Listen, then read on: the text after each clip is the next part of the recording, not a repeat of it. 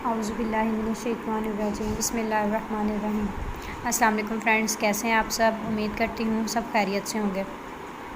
आज मैं आपके साथ पढ़ाने के कुछ ऐसे तरीके जो हैं वो डिस्कस करने जा रही हूँ, जिसको आप जब सुनेंगे समझेंगे तो आपको वाकई अंदाज़ा होगा कि रियल लाइफ में भी ऐसा ही होता है कि हम बच्चों को मुख्तलिफ़ तरीक़ों से पढ़ाते हैं, या तो लेक्चर देते हैं या कोई ऑडियो वीडियो दिखाते हैं या दूसरे बच्चों रीडिंग करवाते हैं। तो मुख्तलिफ़ तरीके से मुख्तलिफ़ सब्जेक्ट्स को जो है हम बच्चों को सिखाते हैं।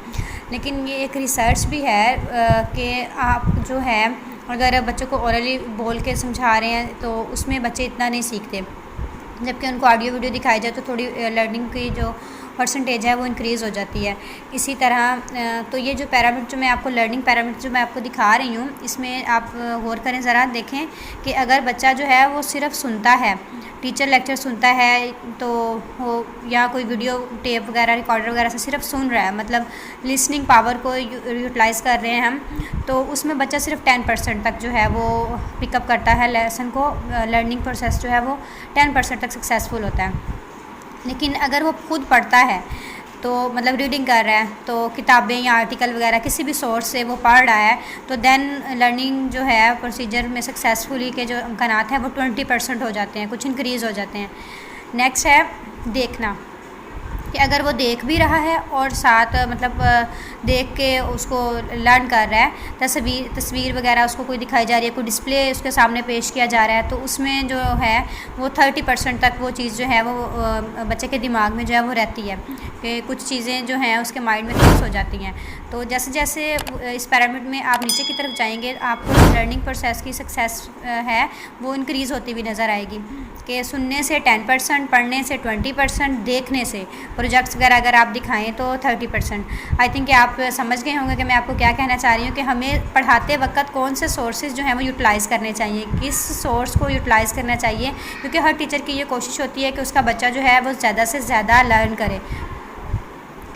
और नेक्स्ट है हमारे पास सुनना और देखना। अगर हम ये दोनों चीज़ें यूटिलाइज़ करवाएं, मतलब बच्चे को साथ साथ ऑडियो भी हो और वीडियो भी डिस्प्ले करवाएं, तो देन उसके जो चांसेस हैं, मतलब कोई मूवी दिखा दें, वीडियो दिखा दें, उसके टॉपिक से रिलेटेड कोई प्रैक्टिकल वर्क कुछ भी तरह का हो जाए, मतलब उसे वो देखे भी और परफॉर्म भी करे और लिसनिंग पावर को भी यूटिलाइज़ करे, तो देन उसके जो परसेंटेज है वो इंक्रीज़ होकर हो जाएगी 50% तक। तो क्या हम ये कर सकते हैं ना कि बच्चों को लेक्चर भी दे रहे हैं, कोई चार्ट डिस्प्ले करवा दें, और या बुक में पिक्चर्स को बहुत अच्छी होती हैं, टॉपिक से रिलेटेड होती हैं, उनको एक्सप्लेन करें। नहीं, अगर हमारे पास फैसिलिटी है लैब की तो हम वहाँ ले जाएं बच्चों को, तो और एवी रूम को अपना यूज़ करें, वहाँ पर वीडियोस दिखाएं बच्चों को। ये बहुत ही इफ़ेक्टिव होता है, बच्चे दिलचस्पी लेते हैं इसमें। तो ये मैं अपना कोई ज़ाती तजर्बा भी है मेरा, लेकिन ये मैं जो है आपको रिसर्च बता रही हूँ कि ये रिसर्च है कि ऐसा ही होता है कि इतने % से बच्चा जो है वो इंक्रीज़ करता है अपनी लर्निंग जो है प्रोसेस, उसको इंक्रीज़ करता है इन चीज़ों से। तो हमें इन चीज़ों को यूटिलाइज़ करना चाहिए। नेक्स्ट है बहस करना।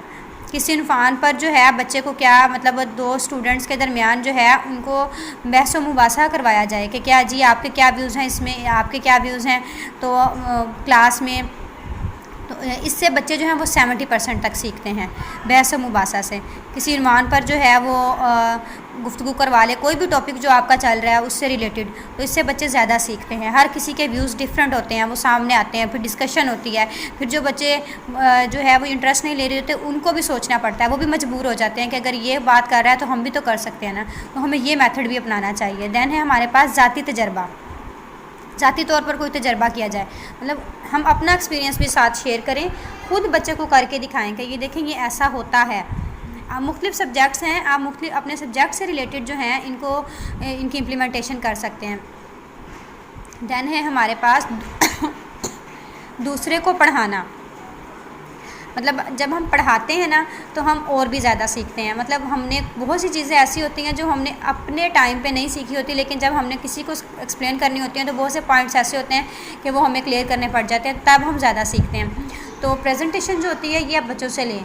तो जब आप बच्चे को आप टीचर के लेवल पर लाकर खड़ा करेंगे कि अब आप इस चीज़ को एक्सप्लेन करें, उससे बच्चा और भी ज़्यादा सीखता है। बहुत सी चीज़ें उसके सामने आ जाती हैं जो कि पहले डिस्कस नहीं की हुई होती, वो उसे करनी पड़ जाती है। या तो क्वेश्चन राइज होते हैं, या फिर टीचर पूछ लेती हैं, बच्चे स्टूडेंट क्वेश्चन पूछ लेते हैं, या बहुत सी चीज़ें। तो आप बच्चों को इस तरह बच्चों में कॉन्फिडेंस भी बहुत ज़्यादा आता है और उनकी बहुत से कॉन्सेप्ट जो हैं वो क्लियर हो जाते हैं। तो आप बच्चों को एक दफ़ा लेक्चर देने के बाद देन उनको प्रिपेयर करें कि वो आएँ और प्रेजेंट करें। तो जब वो खुद किसी के सामने प्रेजेंट करेंगे, दूसरों को पढ़ाने की कोशिश करेंगे, तो उनके अपने कॉन्सेप्ट जो हैं वो और भी ज़्यादा उसमें वो ग्रिप हासिल हो जाएगी उन्हें। तो ये जो तरीका है ये हमें समझना चाहिए कि हमने किस टॉपिक से रिलेटेड जो है, हमने किस अचीवमेंट को, अपनी सक्सेस को अचीव करने के लिए हमने कौन से मेथड को यूटिलाइज़ करना है। ये टीचर जो है वो अपने सब्जेक्ट से रिलेटेड ज़्यादा बेस्ट जानती हैं कि मेरा ये टॉपिक है, ये सब्जेक्ट है, तो इसमें मैं क्या चीज़ जो यूटिलाइज़ कर सकती हूँ। ये इस पैरामीटर से आप देखें, जैसे जैसे आप नीचे जा रहे हैं ना, तो आपको कन्फ्यूजन जो है वो कम होती जा रही है कि बच्चों की जो लर्निंग प्रोसेस है वो इंक्रीज़ होता जा रहा है मुख्तलिफ स्टेजेस पे। यानी बच्चों में सुनने के अमल से सबसे कम जो है वो लर्न करते हैं। ऐसी सरगर्मियाँ जिनमें वो बज़ाते खुद शिरकत करते हैं और दूसरों तक अपनी मालूमात फ़राहम करते हैं, मसलन प्रोजेक्ट वगैरह पेश करने के ज़रिए जो है, इसमें जो है वो सबसे ज़्यादा 95% जो है वो बच्चे सक्सेसफुल रहते हैं।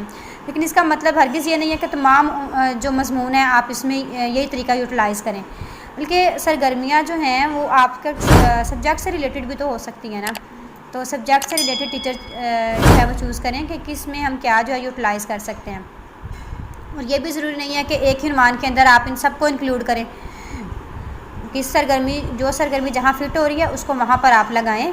और जैसे कि अब मैथ है, तो अब मैथ में आप बच्चे को अगर चार्ट पर फार्मूले लिख के दिखा देंगे तो आई डोंट थिंक कि वो इतना सक्सेसफुल रहेगा।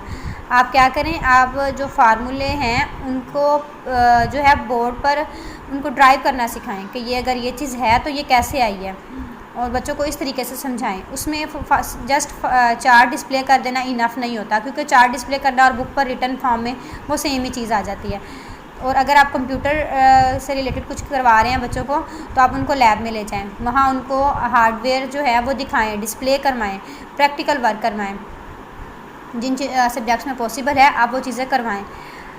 आप इस्लामियत का कुछ टॉपिक पढ़ा रही हैं, तो आप बच्चों को जो है जिस हद तक हो सके उनको उनके प्रैक्टिकल करवाएं। उनको अगर आप हुकूक के बारे में पढ़ा रही हैं तो पहले कोई ऐसी एक्टिविटी करवा लें, ऐसा कुछ करवा लें, बच्चों से प्ले रोल करवा लें, और दैन बच्चों को टॉपिक की तरफ लेकर आएँ। तो वो भी बच्चों के माइंड में बहुत रहता है कि ये टॉपिक पढ़ाते वक्त टीचर ने हमारे साथ ये प्ले रोल करवाया था 2 स्टूडेंट्स के दरमियान, तो माइंड में ये चीज़ बैठ जाती है। तो इस तरह जो है अपने लेसन को अट्रैक्टिव बनाएं, ना कि सिर्फ जैसे बुक से रीडिंग करवा देना ये इनफ नहीं होता बच्चों के लिए।